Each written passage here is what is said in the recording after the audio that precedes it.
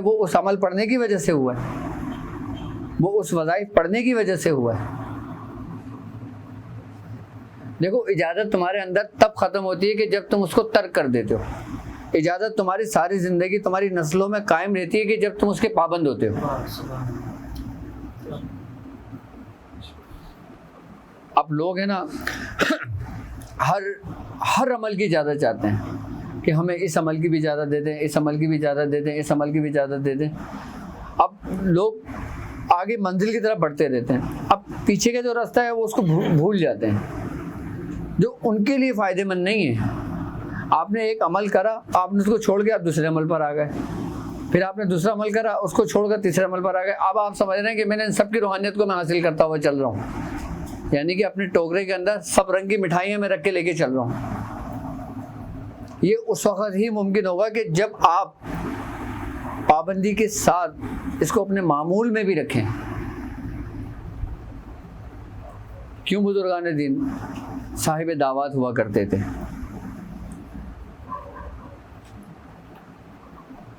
کیوں بزرگان دین فرمایا کرتے تھے سورہ مزمل کی اجازت لینا ہے، جاؤ فلاں شہر میں فلاں بزرگ ہیں اس کے پاس جاؤ اجازت لینا ہے؟ وہ خود نہیں دے سکتے تھے کیا؟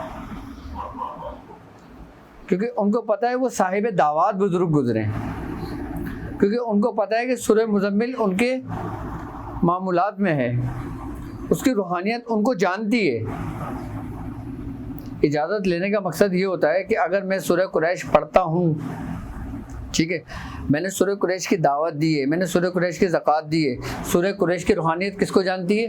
مجھے جانتی ہے، وہ مجھ سے مانوس ہے، وہ میرے ساتھ رہتی ہے، اس نے میرا پورا دائرہ حصار بنایا ہوا ہے اپنے اس میں، ٹھیک ہے۔ اب یہ شخص میرے پاس سورہ اخلاص کی اجازت لینے آتا ہے، سورہ اخلاص کی اجازت مجھے میرے بزرگوں سے ہے، میں دے سکتا ہوں، لیکن اگر یہ مجھ سے سورہ قریش کی اجازت مانگتا ہے تو سورہ قریش کی اجازت اگر یہ مجھ سے مانگتے ہیں نا تو ان کو سورہ اخلاص پڑھنے سے سورہ قریش پڑھنے کا زیادہ فائدہ ہوگا۔ یعنی کہ ایک اجازت آپ کے پاس ایک ترتیب سے چلی آ رہی ہے، اسٹیپ بائی اسٹیپ چلی آ رہی ہے، ایک نسبت ہے سمجھ لو ایک طریقے سے، اور ایک شخص خود اس کا عامل ہو، خود اس کی زکوٰۃ ادا کی ہو، خود اس کی دعوت دی ہو، اس نے اس سے اسی چیز کا عمل لے کے اس کو آگے بڑھایا جائے، تو جو سورہ قریش کی جو روحانیت ہے نا وہ اجازت جس کو دی جاتی ہے اس کو پورا اپنے دائرہ حصار میں لے لیتی ہے۔ پھر جب وہ 100 مرتبہ بھی پڑھتا ہے نا تو اس کو فائدہ اتنا ہی ہوتا ہے کہ جتنا کسی اور سے اجازت لینے والے سے بندہ 1000 بار پڑھے۔ یعنی کہ اب لوگ کسی سے سورہ اخلاص کی اجازت لے لیتے ہیں، چہل کاف کی اجازت لے لیتے ہیں، آیت الکرسی کی اجازت لے لیتے ہیں، اجازت دے سکتے ہیں۔ اچھا میاں حضور کے جو خلفاء ہیں ان کو باقاعدہ وہ صاحب اختیار ہیں، صاحب اجازت ہیں، میاں حضور کی اجازت سے وہ اجازت دے سکتے ہیں، لیکن یہاں پہ یہ دیکھنا ہوگا کہ میاں حضور کے کون سے خلیفہ کس چیز پہ ان کی ریاضت ہے اپنی ذاتی، جس پہ ان کو کمال حاصل ہے، وہ عمل کیا ہے۔ اب جیسے کہ ہمارے پیر بھائی ہیں سورہ رحمان کے عامل ہیں، لیکن ان کو اجازت ہے تمام صورتوں کی بھی ہیں، ان کو میاں حضور کی طرف سے خلافت و اجازت بھی ہے۔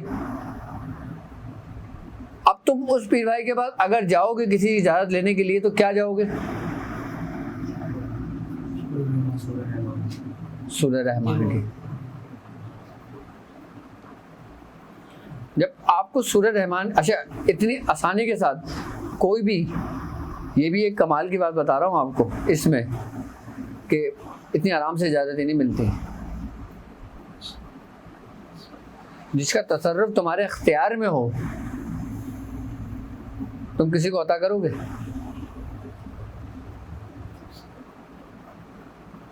وہ اگر اجازت نہ بھی دینا وہ یہ کہے گا ہاں ہاں پڑھا کرو، پڑھو، اچھا ثواب ملے گا۔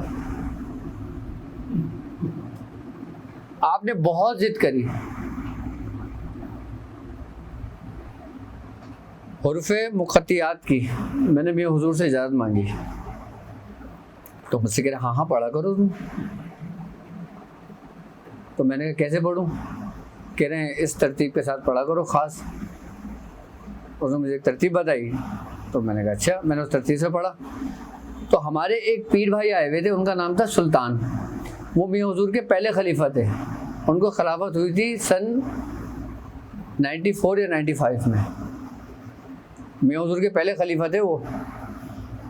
اور اس شخص کا ریاضت و کمال یہ تھا کہ وہ شخص سورہ یاسین 141 مرتبہ روز پڑھتا تھا. کتنی مرتبہ؟ اور اس نے تقریباً 1.25 لاکھ کئی دفعہ کری تھی. 1.25 لاکھ اس شخص نے سمندر پہ جا کے کرا، 1.25 لاکھ اس شخص نے قبرستان میں جا کے کرا، 1.25 لاکھ اس شخص نے بہتے نہر دریا میں جا کے کیا. مطلب 1.25 لاکھ کے اس نے کئی چلے کیے تھے. یہاں تک کہ 1.25 لاکھ کا چلہ اس نے عیسائیوں کے قبرستان میں بھی کیا تھا.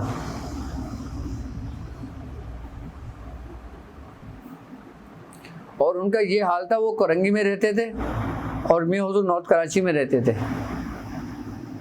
پہلے میاں بیٹھتے تھے دوپہر 1 بجے سے 3 بجے تک. اس وقت دواخانہ ہمارے انڈر میں تھا. تو جب وہ اپنے گھر سے چلتے تھے نا تو پہلے آنکھ بند کر کے میاں کو دیکھتے تھے کہ میاں بیٹھے ہیں یا نہیں بیٹھے. وہ سورہ یاسین کی اجازت نہیں دیتے تھے کسی کو بھی. تو مجھ سے کہنے لگے تم میاں حضور سے پیچھے لگو کہ وہ تمہیں اس کی اجازت دیں. کس کی؟ حرف مقطعات کی.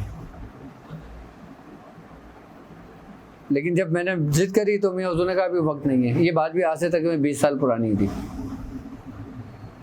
کیونکہ وہ ہمارا ابتدائی دور تھا. میں نے ان سے پوچھا، میں نے کہا آپ کو کیسے پتہ لگا؟ کہنے لگے کہ مجھے میاں حضور کے پیر بھائی سے پتہ لگا تھا کہ میاں حضور اس کے صاحب دعوات ہیں. میاں حضور نے اپنی زندگی میں کسی کو بھی اس کی اجازت نہیں دی.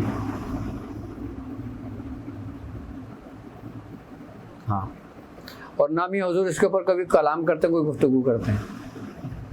بالکل مختصر کلام کر کے خاموش ہو جاتے ہیں، دوسری چیزوں میں لوگوں کو لگا دیتے ہیں.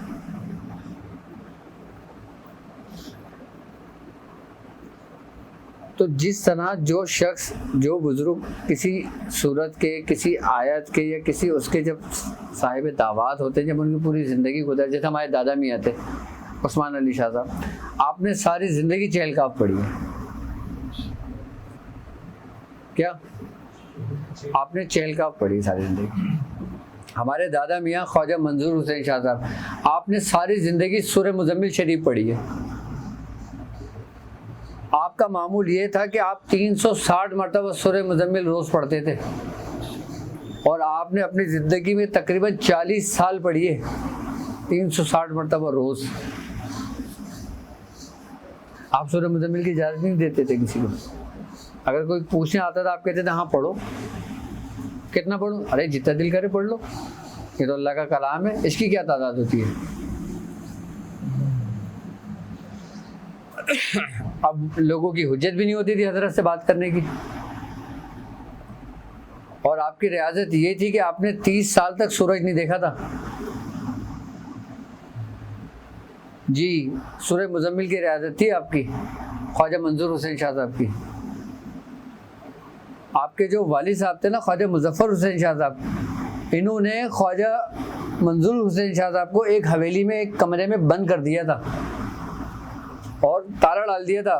اس میں صرف ایک کمرہ تھا، ایک کھڑکی تھی، وہیں سے آپ کو دیا جاتا تھا جو آپ کھانا تناول فرماتے تھے. اور آپ کو کہا تھا کہ جب یہ تالا ٹوٹے نا تب تم باہر آؤ گے. اور سورج کی روشنی تک اس کمرے میں نہیں آتی تھی، میں بتاتے ہیں. اور ان کو وہ سبق دے کے بٹھایا گیا تھا. فرماتے ہیں کہ جب میں اس پیر عرفان علی شاہ صاحب بتاتے ہیں کہ میں اس وقت خواجہ منظور حسین شاہ صاحب کا ساتھ کا تھا، یعنی کہ دونوں دوست تھے، ہم عمر تھے. آپ میوات کے رہنے والے تھے. پیر عرفان علی شاہ صاحب بتاتے ہیں کہ خواجہ منظور حسین شاہ صاحب نا آپ 360 مرتبہ سورہ مزمل اور 14,000 مرتبہ سورہ اخلاص پڑھتے تھے. اور جب آپ اپنے حجرے کے اندر، اپنے کمرے کے اندر جب ذکر کرتے تھے نا تو پورا کمرہ باقاعدہ ہلتا تھا.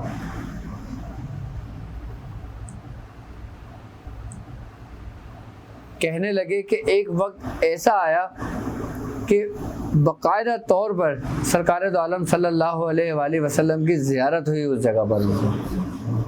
اور سرکار دو عالم صلی اللہ علیہ وآلہ وسلم نے خواجہ منظور حسین شاہ صاحب کو فرمایا کہ اب تم باہر جاؤ کہ تم تبلیغ کرو.